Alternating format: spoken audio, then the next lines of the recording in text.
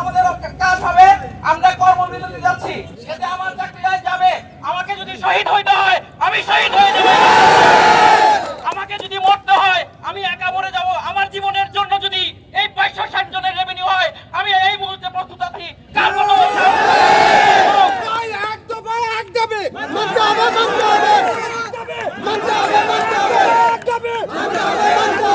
আমরা আমাদের রিজিক আল্লাহ দিবে।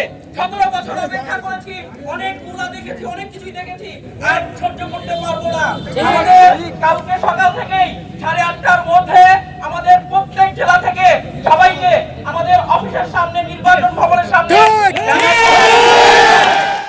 পর্যন্ত আমরা আর ঘরে ফিরে যাব না। আমরা এখানে এর একটা রেডার দিয়ে আমরা ঘরে ফিরবো। সেটা হতে পারে আমাদের ভাইদের লাশ, অথবা আমার লাশ, অথবা চাকরি, অথবা দাবি পূরণ। এর বাইরে আর আমরা কিছু শুনতে চাই না, কিছু জানতে চাই না। আমরা মাঠ পর্যায়ে যারা আছি আমরা সবাই আপনাদের সাথে একাত্মতা প্রকাশ করে আগামীকালকে আমরা এখানে উপস্থিত থাকবো।